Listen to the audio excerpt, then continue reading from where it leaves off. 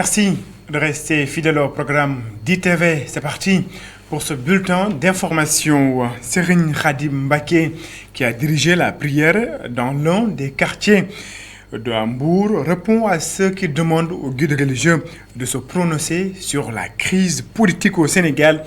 Selon lui, les guides religieux jouent bien leur rôle.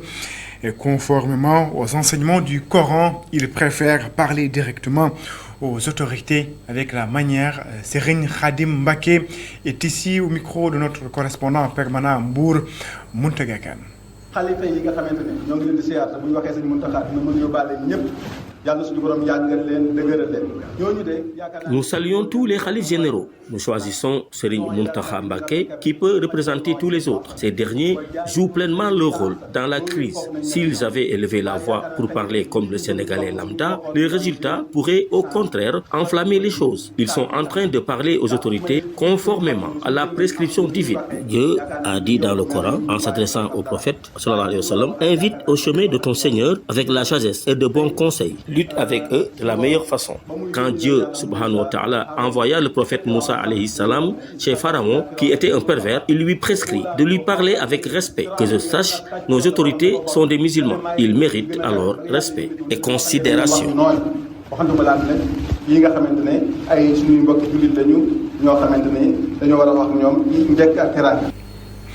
Nous restons à Hambourg où Serigne Khadim Mbacké fustige les actes de violence notés lors des récentes manifestations. Il dénonce également le comportement des manifestants qui ont saccagé des magasins. L'imam invite les autorités à plus de tolérance. Serigne Khadim Mbacké, que je vous propose d'écouter.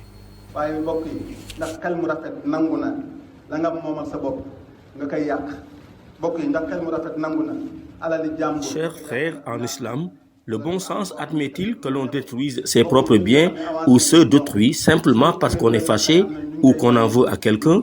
Chez les pays développés, personne n'ose agir ainsi. S'ils sont fâchés, ils ont d'autres moyens de manifester leur mécontentement. Car pour réparer ces préjudices, l'État ne puise que dans les caisses du trésor public, qui est nôtre. Dès qu'on cesse de réfléchir, on cesse d'être raisonnable.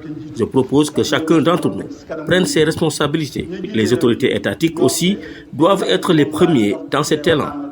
Elles doivent être tolérantes et compréhensives, tout en prêtant une oreille attentive aux populations, de quelque bord qu'elles se situent.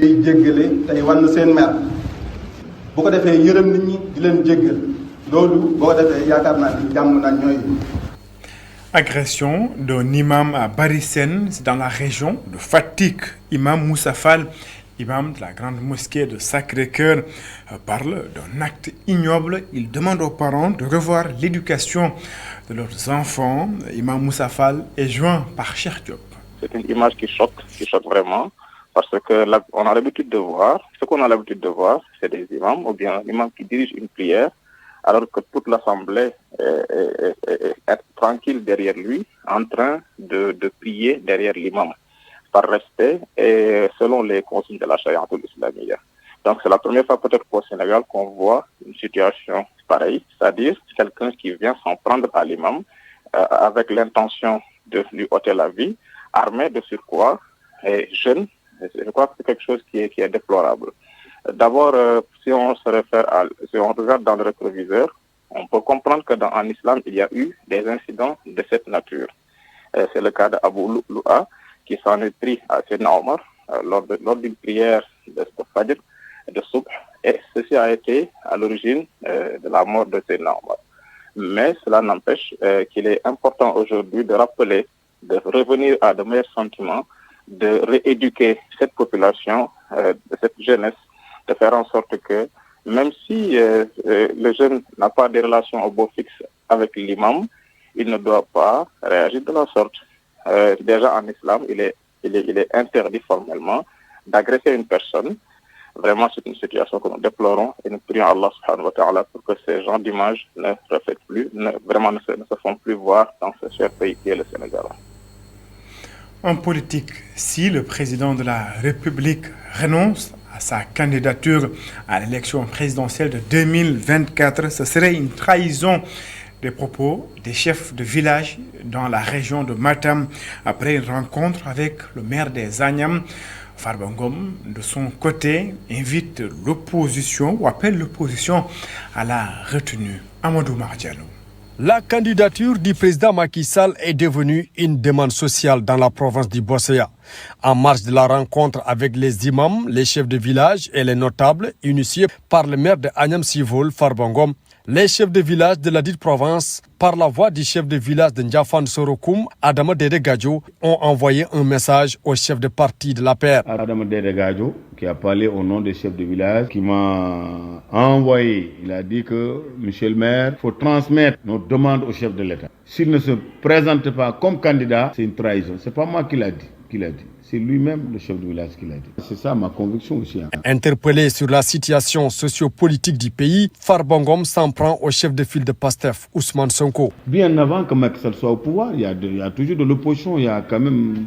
Mais une opposition radicale, comme cette opposition-là, on ne l'a jamais vu dans quand même l'histoire politique de ce pays. Il faut quand même qu'on soit honnête. Quelqu'un qui n'a aucune responsabilité depuis sa naissance jusqu'à nos jours que nous sommes. Même pas diriger un chef de centre dans les impôts, qui est radical comme ça là, qui politise comme ça cette nation, qui est en train quand même de détourner l'esprit de nos enfants. Soyons honnêtes, il n'y a plus de respect chez nos chefs religieux, il n'y a plus de respect chez nos imams, il n'y a plus de respect sur les institutions. Au regard des émeutes qui ont secoué le pays en début juin, le chargé de mobilisation de la paix s'est dit prêt à faire la médiation avec l'opposition, mais pas avec n'importe laquelle. Je négocie d'abord à des gens qui aiment le pays. Même tu peux ne pas aimer Macky Sall et que tu aimes le pays, on peut discuter politique. Mais quelqu'un qui n'aime pas le pays, qui ne respecte pas les institutions, nos valeurs, nos cultures, les imams, les khalifs généraux, mais moi, ce politicien-là, on ne peut pas parler de politique. En outre, après avoir mis à la disposition des imams, chefs de village et notables de Bosséa un important lot de moutons,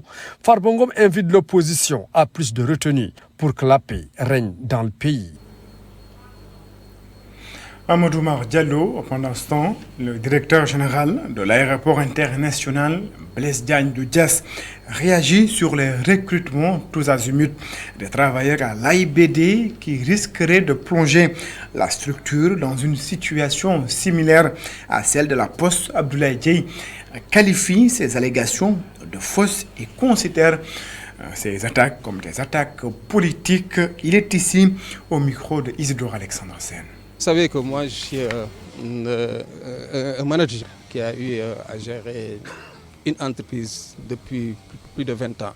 Donc, AIBD n'est pas une chose nouvelle. Mais bon, vous n'êtes pas sans savoir qu'on est dans une arène politique. On ne peut pas manquer d'avoir des attaques. C'est un non-événement par rapport à moi. Moi, je pense que ce qui importe, c'est de continuer la mission qui m'a été confiée par son Excellence le président Macky Sall. J'ai vu que l'aéroport international a été désigné parmi l'un des meilleurs aéroports d'Afrique. Récemment, vous avez vu la rénovation des aéroports régionaux, qui est une réalité.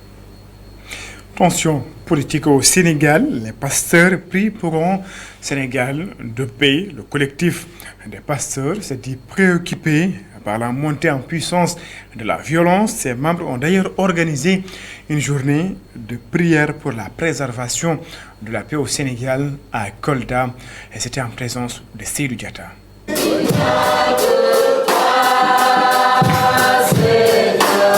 C'est dans cette église apostolique, sise à l'extrême nord de la commune de Kolda, que le collectif des pasteurs et quelques dizaines de fidèles se sont donné rendez-vous pour prier pour un Sénégal de paix. Tout esprit qui déstabilise la paix au Sénégal, la justice au Sénégal, l'éducation, nous allons prier Dieu qui a la solution à tout problème pour que le Sénégal soit dans la protection totale, que le Sénégal soit entre les mains de Dieu. Amen. Prions au nom de Jésus.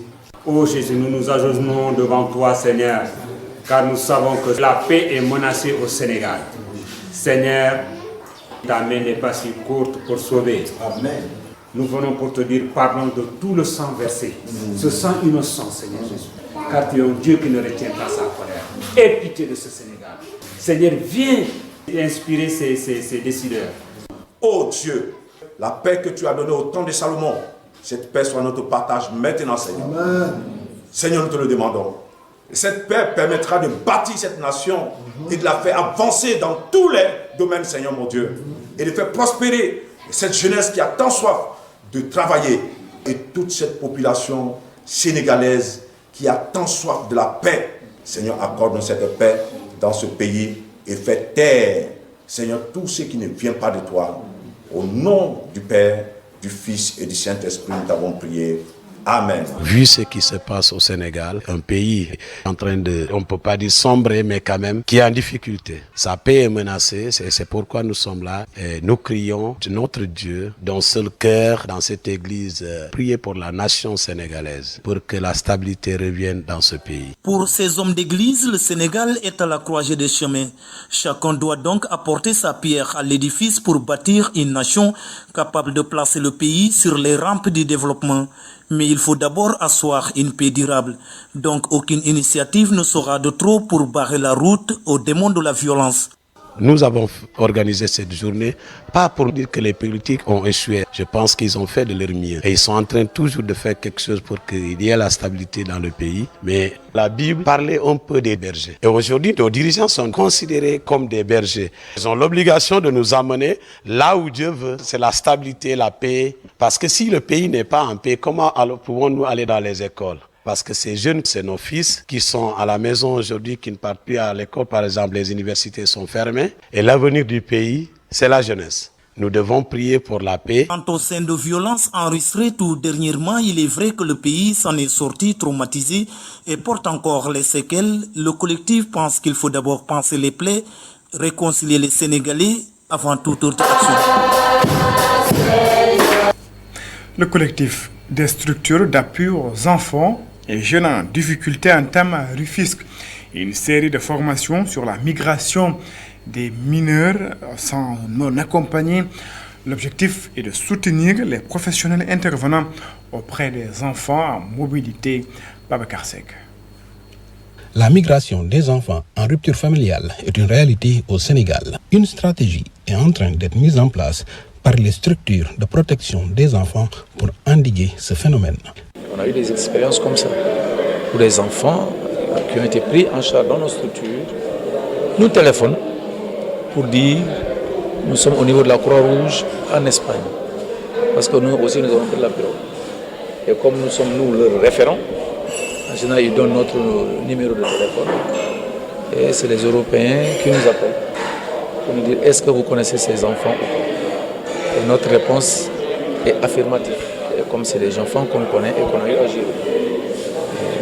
Par rapport à cela, effectivement, au niveau national, on développe également des stratégies pour retenir ces enfants au pays. Un observatoire de la mobilité des enfants sera créé au Sénégal pour une meilleure prise en charge des enfants non accompagnés.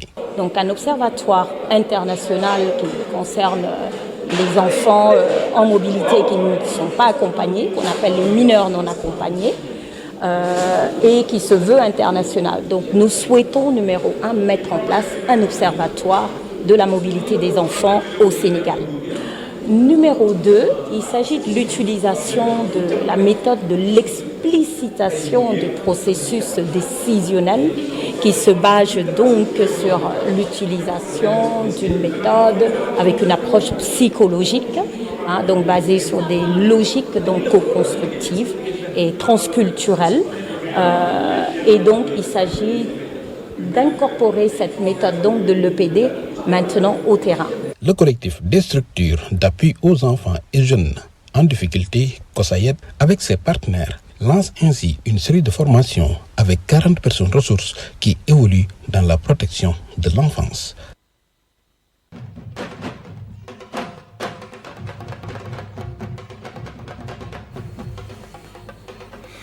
Vous l'avez compris, place à présent à la rubrique culture. La rubrique culture s'intéresse au graffiti, une expression murale au service de la communauté.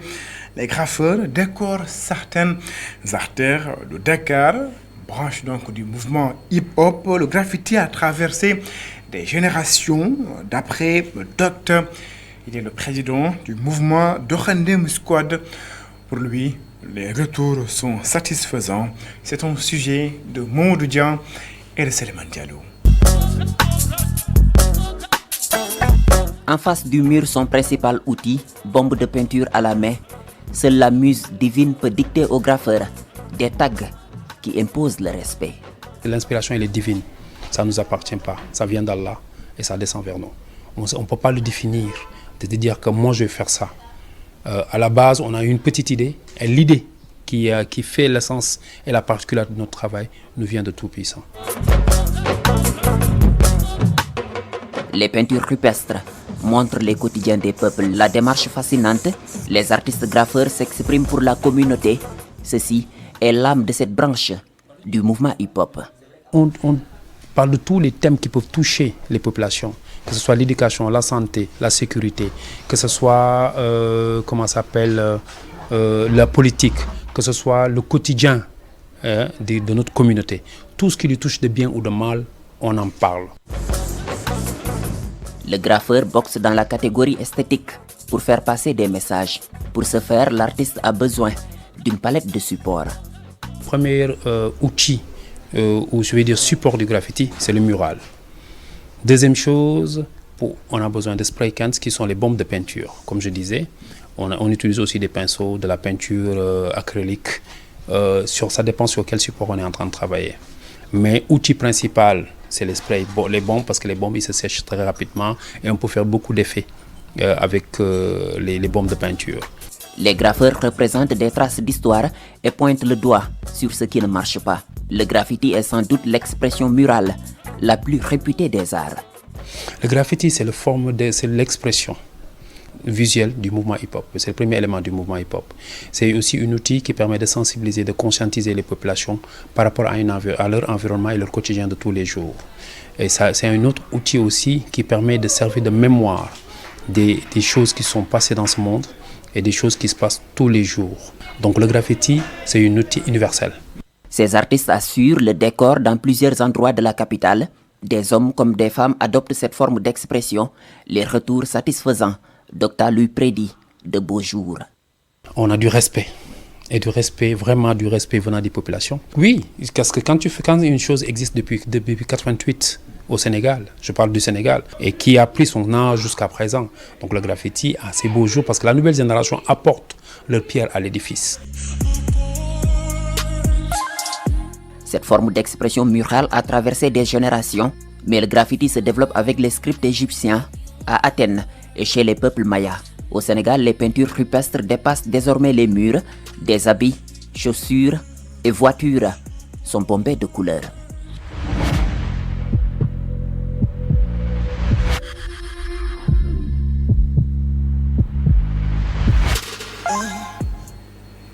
Mamadou Dian, merci. Un mot de l'actualité internationale. Retenez donc qu'à la demande de Bamako, le Conseil de sécurité de l'ONU a mis un terme ce vendredi 30 juin à la mission de maintien de la paix des casques bleus au Mali, MINUSMA, un retrait réclamé donc par Bamako.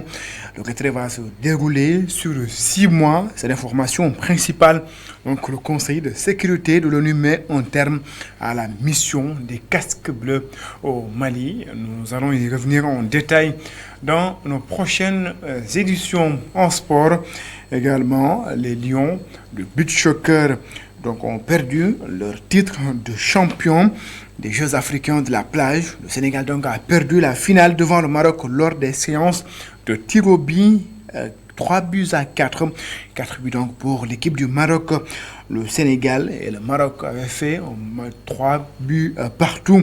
Donc lors du match opposant les deux équipes, l'équipe du Sénégal n'a donc pas pu conserver son titre. Les Lions ont perdu devant leur ancien entraîneur Ngala Sylla qui dirige désormais l'équipe marocaine. C'est la fin de cette édition. Merci de l'avoir suivi. Excellente suite de programme sur les antennes d'ITV. Au revoir.